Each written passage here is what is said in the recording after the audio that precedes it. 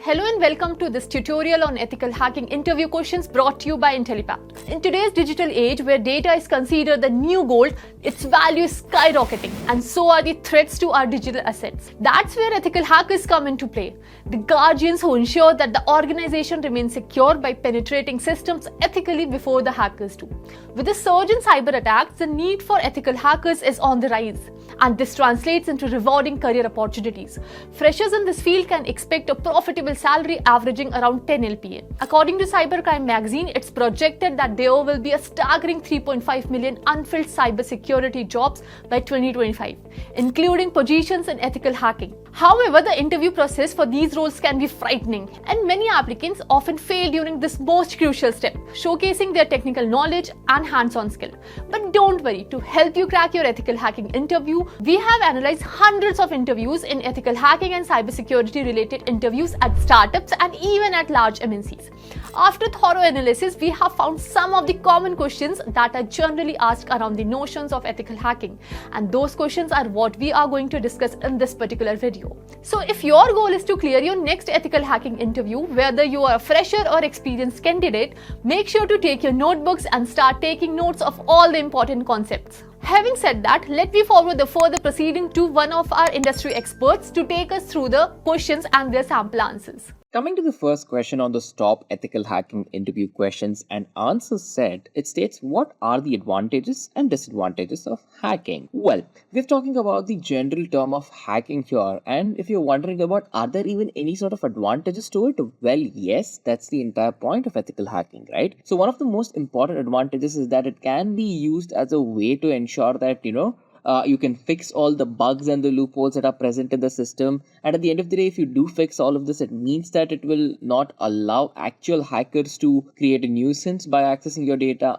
in an unauthorized way and a lot more. And of course, if you yourself are hacking into your company in an ethical manner to test the security features, it means that when an actual hacker does try to get in, that he or she will fail. Therefore, it will prevent data theft. And of course, any sort of malicious attacks can be kept at bay as well. But now, the disadvantages of hacking in an unethical way talks about massive security issues because, at the end of the day, it's illegal. The second thing is that you can have unauthorized system access, which is not recommended. And stealing private information can become very easy. And of course, violating privacy regulations can get out of hand as well. So when you ask this question in the interview, make sure to talk about both the advantages and the disadvantages of ethical and unethical hacking as well. Coming to question number 2, it states what is the difference between asymmetric and symmetric encryption? Well, whenever we talk about asymmetric encryption, one important thing you really have to know is that it lies in the name. So with asymmetric encryption, what we're trying to do is we're having different keys for encryption purposes, and of course there's another different key for decryption purposes. But in the case of symmetric encryption, as the name suggests, both the keys that's used to encrypt and decrypt are exactly the same. And then another important point is that with asymmetric encryption, right, it's really powerful, it's more secure, but it is very slow to implement in real life. So whenever someone talks about implementing just asymmetric encryption, it's always recommended to take a hybrid approach to find the best way, the fastest way possible. And then when we talk about symmetric, of course, when you directly compare it to asymmetric encryption, it's pretty fast. It's actually really fast, but then the key needs to be transferred over an unencrypted channel, which could lead to some sort of deficiencies, and that could lead to potential hack as well. So if your product is time sensitive and if you really like having security on the go, then you would be using symmetric encryption. But if you prefer to take more time out of your day, then of course asymmetric encryption is more secure, and that's the way to go. Coming to question number 3, it says how can you avoid ARP poisoning? Well, ARP poisoning is one of these types of network attack that can make or break a product, right? So either you're trying to protect a website, you're trying to protect a brand, a product, whatever it is that you're doing. Once you are, victim to this, things go really out of hand. So how can you avoid ARP poisoning? There are 3 main ways to do this. One is by making use of what we call as packet filtering. What packet filtering does is that it filters out and blocks all the packets which actually clash with all the source address data that's coming in to make make sure that all the incoming sources are continuously tracked and monitored. And the second thing is that you can keep away from trust relationships, right? See, organizations have to develop protocols, and the dependency on trust has to really be as little as possible, because at the end of the day, you will never know when trust is broken between two organizations, right? So keeping that in mind, protocol over trust relationships is something that I would definitely recommend. And when you're thinking about utilizing ARP spoofing softwares, right? Because there are programs out there that have the capability to assess and certify the information completely and check for its validity, of course, before transmitting it, right? So this information you can have complete control of. You can spoof the information, you can block it, you can send in an entirely different information that's spoofing, and you can do a lot of things with these ARP spoofing softwares that will make sure that you do not, you can avoid ARP poisoning, basically. Coming to question number 4, it states, what can an ethical hacker do? Well, this is a very generic question, a very simple question with a very specific answer. So basically, do not get carried away. Keep your answer very concise. So an ethical hacker, what he or she does is that they are a person who is completely capable and proficient at working with computers and thoroughly experts in networking, because at the end of the day, they use all of this skill and technique that they have to infiltrate either a network or an environment or a website or whatever it is, to make sure that they do it so that actual hackers don't. So they do it, they report what the vulnerabilities are there to the security team. The security team fixes all of that to make sure that an actual hacker will not exploit that and have unauthorized access. So it's a way of the company hacking itself, and or hiring a person to do it for them, to show vulnerabilities such that they can fix it and prevent unauthorized access. So coming to question number 5, it states, why is Python utilized for hacking? One important thing you really have to know about Python is that it's used literally everywhere, be it artificial intelligence, be it web development, game development, hacking, whatever you think about, Python is there, right? Similarly, in the case of hacking as well, here it's a widely used scripting language for hackers, especially in today's world of trending programming languages and scripting languages. And it has some very nice features that makes it very important for hacking. It has so many libraries that it comes with, and this intense kind of functionality that Python provides, right? So you will have to do very little to get a huge output. So keeping that in mind, it always is an added advantage for a hacker. So as minimal as you do, but having a result which is pretty big. So comparing all of this and comparing how powerful Python is by itself, followed by all the libraries, the modules, the functionality it provides, it is definitely one of the reasons why Python is utilized for hacking. Now, coming to question number 6, it states, what is pharming and what is defacement? Well, whenever we talk about farming, right? So farming is one of these strategies where the attacker who's planning an attack will compromise the DNS. DNS basically stands for domain name system. And these servers are completely compromised on the user PC. So what this does is that there is a goal where traffic is completely directed from the site of requirement towards a malicious site. So farming literally means compromising the DNS to move traffic away from the actual site into a malicious site too. Now, coming to defacement, right? So defacement is one of these other strategies where the hacker actually completely attacks the firm's website and then changes the entire contents of the website with something else. So you might have, hackers' names, images, or some messages, background music, videos, or whatever that didn't belong to the original owner. So that, right? So all of those details are, considered in defacement. So changing the entirety of the website could be one of the things. The content of the website, how the website works, does the website work or not at all? So all of these things come under defacement and farming too. So coming to question number 7, it says, what is Cowpatty? Well, Cowpatty is one of these offline dictionary attacks that takes place especially over a WPA or WPA2 networks by making use of the PSK based verification that we have. When you can think of an example, WPA personal is something that will succumb to Cowpatty as well. So whenever dictionary attacks are considered, right, for example, like Cowpatty here, what we're trying to do is we're trying to have an enhanced attack to see if there is a computed PMK document that is available for the SSID that we are trying to assess to see if we can attack or not. If that's the case, then of course the attack takes place. So this is basically an offline dictionary attack, and it is as simple and straightforward as that. Coming to question number 8, it states, what is network enumeration? Well, network enumeration is one of those revelations that happens to gadgets and hosts on a network. So what's basically happening is that they tend to utilize all the obvious disclosure protocols, right? So when you can think of an example, think about ICMP and think about SNMP and how they gather data. So even though on the front they may look like it works similarly, but there's a lot of different things that happen. They check different ports on remote hosts, right? So what we're trying to do here is we're trying to have known services to use, but we're trying to further recognize what's happening with the remote host, what's the function of this remote host and how it's working as well. So to understand all of this, to get a better idea of the gadget or the host in the network, to see if any sort of data can be obtained from it, that is basically network enumeration. Question number 9 states, distinguish between phishing and spoofing. Well, phishing and spoofing, as the name suggests, actually are very different underneath the surface, even though they seem very similar on the top. Let's say one person goes on to download a malware on their PC or let's say on their network, right? And the other part, so one actually, phishing you can consider to be an example of having a malware downloaded on your PC or a network. And the other part is that you can give monetary data to a person who's a scammer online and all of that. And this, all of it alongside, a delivery of this kind of a malicious software to your PC, that's spoofing. Taking money from you, right? Gathering something for recovery purposes, that's phishing. Spoofing involves a method of delivery into your network or into your machine, but phishing always talks about taking something away or recovering something from your PC in an unauthorized way.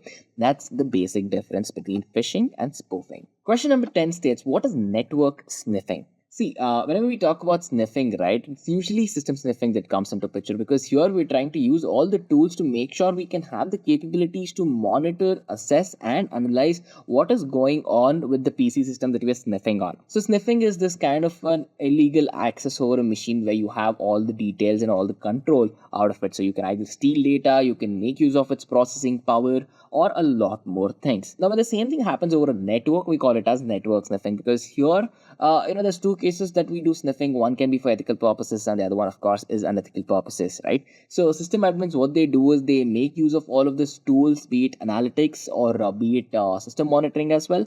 This is done to make sure we can avoid any sort of traffic bottlenecks that happen, and we analyze and assess every single state. This is one way of utilizing it ethically, but network sniffing illegally is when you can utilize and you can sneak in softwares which are untrustworthy, and of course at the end of the day you can pick up a lot of scrupulous information such as email IDs, delicate information. You can hijack the machine, you can have a lot of personal details, intrude privacy, and a lot more. So this is network sniffing. Coming to question number 11, it states, what do you mean by DOS or DOS? What are the regular types of DOS assault? Well, DOS actually stands for denial of service. It's one of the most malicious attacks that takes place. It's a pretty common attack that gets executed on a network or a system that's present. So what we usually do with DOS is that we flood the entire system with traffic that is absolutely meaningless, or we can consider to be useless as well. So all of this inrush of traffic, so what it does is that it'll take your entire network and it'll crash it out. So when that happens, right, of course it's going to cost you time and money. And there are many types of DOS attacks that take place. You have the buffer overflow attacks, you have SYN attacks, teardrops, smurfing, and of course you have viruses as the general form of DOS as well. So when you're a denial of service literally is that you'll be breaching and you'll be flooding system with traffic to make sure you halt whatever is going there, and that whatever system it's there or whatever network it's there, it will not be able to provide service anymore. That is how the name came about, literally calling it denial of service. Coming to question number 12, it says, what do you understand by footprinting in ethical hacking, and what are the techniques used for footprinting? One thing you need to know about footprint is that it's a very simple thing. It's about accumulating, it's about revealing as much as information, as much as data possible, even before we gain access into the network that we're going to. It's almost like assessing without having complete access over it. The techniques that are very popular are basically open source footprinting. We have scanning, network enumeration, and stack fingerprinting. So when we talk about the open source footprinting, here what we're trying to do is we're trying to search for all the contact data of the administrators, that we try to maybe guess for the password and social engineering. We understand, we can try in a couple of passwords considering their name, their phone number, their email to see if any of those work. And then we have network enumeration. Network enumeration is basically our attempt to distinguish the domain names and to see how they differ from the network blocks that are present in the target traffic as well. Then we have scanning. With scanning, what we try to do is that once we know that the network that we want to attack, the second thing is to check all the IP addresses that are connected on the network and then to spy on them, right? So to distinguish the active IP addresses, we use ICMP, which is basically the Internet Control Message Protocol, and that will act as the functioning IP address. It will reveal a lot of details that you can use even before you hack into the system. Or in fact, you can use those details to hack or breach the system as well. Coming to stack fingerprinting. So this is basically the final stage of what happens in a footprinting step is executed, because what we are trying to do here is that once you know the host, once you know the port, once you have mapped everything by completely understanding the network, once you have all of the details, that is when you've reached the stage of stack fingerprinting, because here you completely have an idea of what's going on, what hosts, what ports, how they are mapped, how they can be breached, and it's basically a plan of action. So all of these techniques can be used and implemented to perform footprinting. Coming to question number 13, it's a very simple difference question. It states, what is the difference between encryption and hashing? See, encryption and hashing both are pretty similar when you think about it on paper, but at the end of the day, there's a lot of differences as well. But the most simple difference is, you can get carried away with this question. I really suggest you keep it very concise, because as an ethical hacker, there's a good chance that you should know about encryption and hashing, right? So when we talk about encryption, the main differences lie in reversibility and irreversibility, right? So when you encrypt data, you can decrypt it later by using a cipher or a key. But whenever you're hashing something, hashing is totally irreversible, right? There's no way to go to the source once you have the product. That's one important difference. The second difference is what encryption always talks about is how you can have confidence over your data about your network and about your product. But what hashing talks about is, of course, confidentiality is prime in hashing as well, but it makes sure that integrity of your data is true, that nothing can be beaten. It cannot be, messed around with. So depending on that moment, whatever is more important, right, be it data integrity or data confidentiality, you would go on to pick one of these two methodologies, or sometimes they go hand in hand too. Now, coming to question number 14, it says, what is the CIA triangle? CIA is basically an acronym that stands for confidentiality, integrity, and availability. With confidentiality, we talk about how the information can be kept secret, first of all, to make sure that people do not get access to it who are unauthorized. When we talk about integrity, here all we're trying to do is we're making sure that the information that is present cannot be altered unless it is authorized. So it means keeping the information unaltered or at the time. And then when we're talking about availability or talks about both confidentiality and integrity in a way that the data is only available to authorized parties and not someone who doesn't have access to the data. So keeping your data secret, keeping it unaltered, and keeping it only accessible to authorized parties is all about the CIA triangle, or what we call as the confidentiality, integrity, and the availability triangle as well. Now, coming to question number 15, it says, what is the difference between vulnerability assessment and penetration testing? So vulnerability assessment can also be called as VA, and penetration testing can also be called as PT or pen testing for that matter. So if you're asked this question in multiple ways, do know that they are the same. So what we talk about vulnerability assessment is that it is one of these approaches that we use to find flaws that is present either in an application or a network, right? So it's all about, think of an approach like you're traveling on the surfaces hunting for things that you can pick up. It's almost like, it's an overview of what you can assess and what you can pick up. Now with penetration testing, we'll find all of the vulnerabilities in the vulnerability assessment stage, and here we try to find all the vulnerabilities, like how an actual hacker would do and perform all of those as well. So it can be considered as the analogy to digging for gold rather than traveling on the surface. So you'll be digging deeper, you'll be trying to actually get into the system and break through as well. So that is the basic difference between vulnerability assessment and penetration testing. Coming to question number 16, it says, what is a firewall? Well, firewall, as the name suggests, is probably the most important thing whenever we talk about network security or whenever we talk about ethical hacking, right? Because this is either a device or a piece of software that we use to make sure that we can allow traffic, we can block traffic, or we can monitor the traffic in detail based on a couple of rules. So all of these are usually placed either inside the network or just on the boundary or outside the network, or in fact all of those at a time as well. So whenever this goes on, firewall is basically inside the system. Whenever it's present, it's usually based on to provide access specifiers and access methodologies to the people inside the company. When it's placed at the boundary of trusted and untrusted networks, it is trying to monitor the incoming and the outgoing traffic. And when it's outside the network, what it's trying to do is it's trying to analyze and assess for potential hacking scenarios as well. Coming to question number 17, it says, what is data leakage and how will you detect data leakage and how will you prevent it, of course? Data leakage, as the name suggests, means that data is going out of your organization without you knowing it, or even if you have no knowledge over it, there's a very good chance someone can misuse the data, right? So that's one very important thing.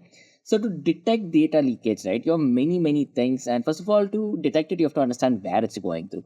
You have a lot of things, right? You can have printouts, you can have laptops, lost and found items, you can have emails, unauthorized data to public portals, you can have pen drives, you can have pictures. So there are multiple ways through which data can go out of an organization. For each of these, of course, you will have to cater to individual solutions to make sure that, let's say things that you cannot upload on websites, you cannot put in pen drives into your organization's laptops as well. Or let's say you cannot have an unmonitored email that goes out of your network. You cannot print confidential information. There's so many things depending on the organization that you can do to make sure that data leakage is prevented. And then coming on to the 18th question, it states, what are the hacking stages? What are the step-by-step methods through which hacking takes place? Explain each stage. See, hacking, or whenever you're targeting any sort of machine, actually happens in 5 important phases. The first step is surveillance. Surveillance is the first step where we're trying to analyze, where we're trying to gather as much data, we're trying to perform vulnerability assessment, we're trying to understand the target as much as possible by getting details, in a very detailed and in-depth way. And then after we do surveillance, we do scanning. Scanning involves, trying to go through the data that you have collected to see if you can find any sort of causality. Because once you find causality, there is a very good chance you can use all the computerized tools that you have, all of the softwares where you can, have port scanners, port mappers, vulnerability scanners, and you can use all of these tools to see if you can find a way in. And then getting access, right? So this is where the actual hacking happens, because this is where the hacker actually gets into your machine through all of the data that's obtained from surveillance and scanning, and actually gets into the network. So this is the step that you will get hacked through. And of course, after that, once the hacker has access into the computer or into the network, they must make sure that they keep access no matter what, right? So they can have future exploitations, future assaults. You can have backdoors, you can have rootkits, you can have trojans, you can have a lot of ways that the hacker can continuously come back and monitor and in fact hold access as well. That's the simple step of access maintenance. And then covering tracks, right? So once hackers have got all the stuff that they need to do, what they have to do is they have to maintain access and they have to keep away from getting detected, right? If a hacker is detected in a system, it means that the company or the network or whatever is going on will find that out. So you have to cover your tracks every single way. You have to keep it in a way that it's basically tiptoeing through a network is what we call, to make sure that you are undetected yet you have unauthorized access. Now, coming to question number 19, it states, what are the tools used for ethical hacking? Well, again, this is a very generic questions where you can get carried away. So make sure you're keeping it concise when you're answering this. Understand that there's many tools that you can use, especially in the case of ethical hacking or what we call as moral hacking as well. But there are many purposes that you can have a result towards if you are using these tools. For example, we have Nmap. Nmap actually stands for network plotters. So what network plotters is that it's an open source tool that's basically used for security auditing and the purpose of network discovery. And then you have Metasploit. Metasploit is one of the most popular, one of the most powerful exploit tool out there, which you can use to perform basic pen testing. And after that, we have Burpsuit. Burpsuit is one of these really big platforms that exist today, because this is where we're trying to use and try to see if we can play around with the security testing of all the applications that are present on the internet. And then you have Angry IP Scanner. So here what we're trying to do is it's one of these lightweight cross-platform information processing tool that is basically used to assess ports and addresses, so we can scan and get all the details as required. And of course, we have Key-Enable. Key-Enable is a popular password recovery tool, all the Microsoft operational systems out there. So Etcap is one of these network capture modules. It actually stands for Local Area Network Capture, and it is used for man-in-the-middle attacks that we perform, especially whenever we go on to perform attacks after the stage of network security. So these are some of the really popular tools in ethical hacking, and do understand that there's a lot more tools. You do not have to just state these that are present on the screen. You do have leeway to talk about the tools that you might have used, and of course how you have used them as well. Coming to question number 20, it says, what is MAC flooding? MAC flooding, as the name suggests, is one of these other techniques that we make use of whenever we require any sort of protection, whenever a network switch is actually compromised. So here in MAC flooding, what happens is that the hacker actually floods the network switch completely with huge amounts of data, of which is of course definitely more than what the switch can handle. So what the switch does at the end of the day, when it sees a lot more data that it can handle, is it becomes a hub, and it starts transmitting every single packet over every single open port that exists. So doing this means that it is literally giving the hacker a highway to steam through to attempt to send his or her packet into the network and steal whatever information is required as well. So think about it like a dam, and think about sending in so much water that the dam floods open and the water is let out, right? Similar analogy here as well. And in fact, that's one of the reasons why it has the name MAC flooding too. Coming to question number 21, it says, explain how you can stop your website from being hacked. Again, this is a general question, so make sure always never to get carried away, never to start your answers with stories. Keep it very concise, and that's what I would recommend as well. So to make sure your website doesn't get hacked, always make sure you're using a firewall, because if you have a firewall, it means that it can drop all the traffic that's coming in from suspicious processing addresses. If you do not have a firewall, you can easily be open to a DOS attack, and then you can encrypt all the cookies that come in and come out, because you can have session poisonings and cookie poisonings that can happen. And using the encryption of cookies, what you can do is you can prevent all of this, because at the end of the day, what you're trying to do is you're associating cookies with the consumer information. You can have a lot of arrangement that's made, right? So once you get the cookie to be slow, once you get the cookie to be encrypted, you can work with it easily. And then you're validating and confirming the user input, because this is a place where you can stop the type tampering that gets happened whenever user is confirmative, and verifying the data before processing that as well. So this is one of the most important things, especially whenever you're working on your website security. And then of course we have the header sanitization and validation. So here what we're trying to do is we're actually beneficial against cross-website scripting, be it XSS or any other types of methodologies that involve verifying and sanitizing headers. We're trying to pass the parameters over via the addresses, type parameters, hidden values, and everything. So all of this is at the end of the day done to make sure we can be safe against XSS attacks as well. So these are some of the steps that you can use to stop your website from being hacked. But at the end of the day, does it completely stop? That is subjective. But depending on rather having either none or everything of these, I would really prefer having everything of these as well.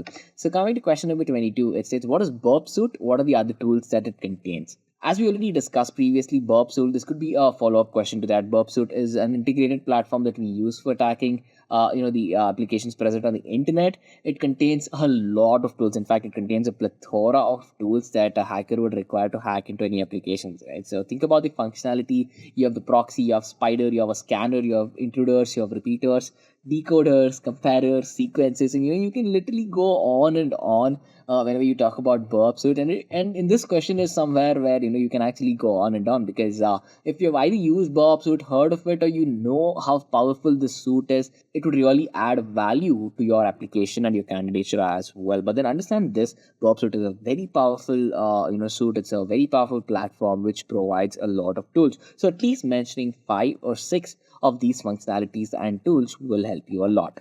Coming to question number 23, it states, what is SQL injection and what are the types of SQL injection? Well, one thing you really have to know is that if you do not work on handling the user input in a very effective way, it will definitely lead to an SQL injection in one point or the other. Because here, what we're trying to do, or what a hacker would eventually do, is they would inject SQL queries into the system, into the database, and this will give them unauthorized access. And with unauthorized access, they can do anything, right? So they can execute any sort of administrative operations that they want, and pick up data, delete data, modify data, and they can do everything that an administrator could do basically. So this is SQL injection.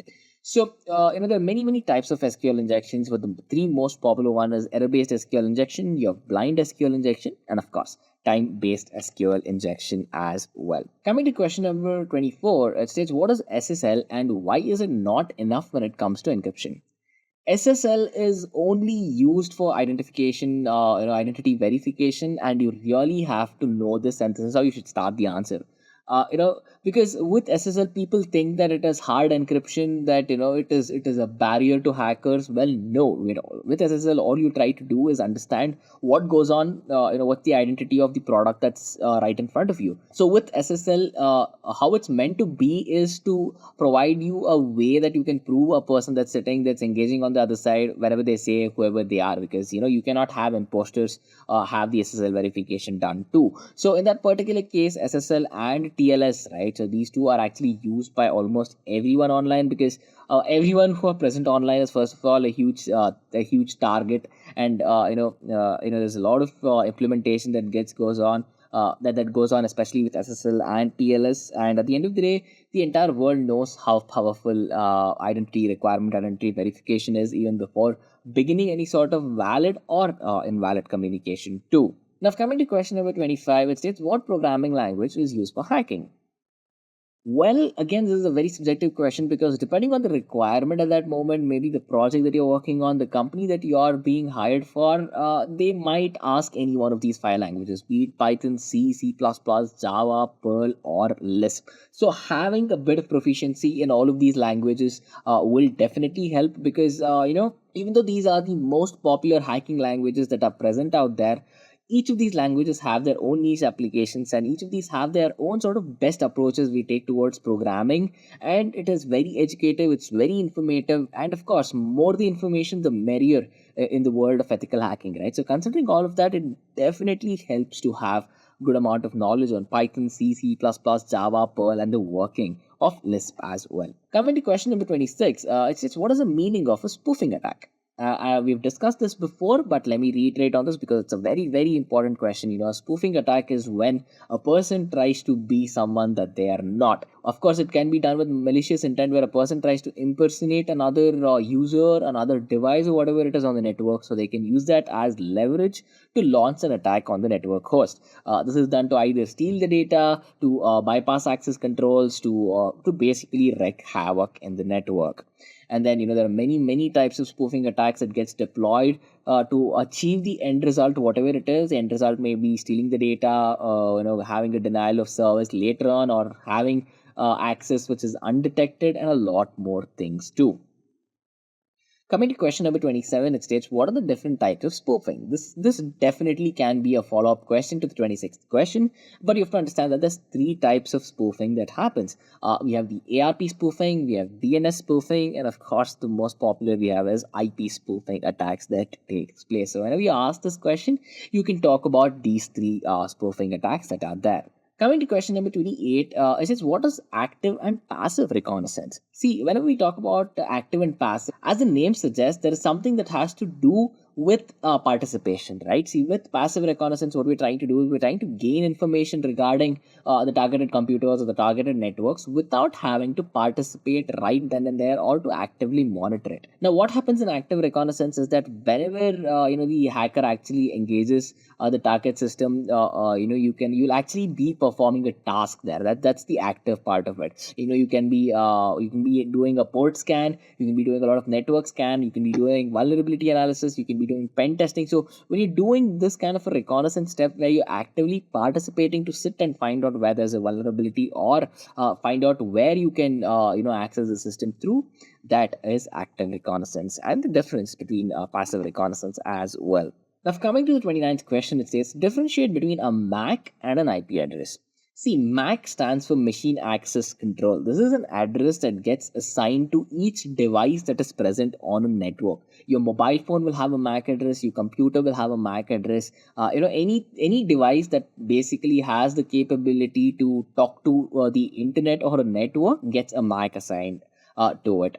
So whenever we talk about IP addresses, right? So IP addresses are these way of distinguishing two devices in between, in the same network or on a different network as well. So whenever you have the capability to say, yes, this is the machine that's connected, through the network, and then yes, this is the IP address through which you can have a personal gateway to that particular machine on the network and provide valid identification to the router, that is IP address as well. So the MAC address cannot be changed, but the IP address definitely can be. Now, coming to the 30th question, it says, have you earned any sort of certification to improve your learning and implementation process? See, be it in the field of ethical hacking, be it in the field of anything in the world of technology, right? A certification is going to add a lot of value to your career. In terms of learning, in terms of you being trained by industry level experts, in terms of you being hands-on working with industry level projects, job prospects, basically a wealth of knowledge and a lot more things. So I'm sure if you're at this point of time, you would know that a certification would add extreme amounts of value to your career and learning, right? But what does it do to the interviewer?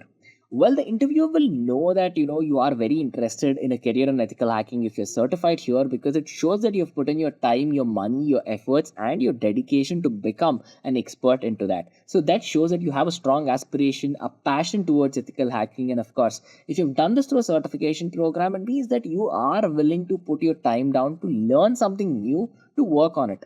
And this in a team player environment, in an actual production environment, will mean a lot to the company, and that is exactly what the interviewer will be looking forward to as well. So my suggestion whenever you're answering this question is to, of course, talk about what certifications you've cleared, what examinations, what programs you've been enrolled to, and all of that.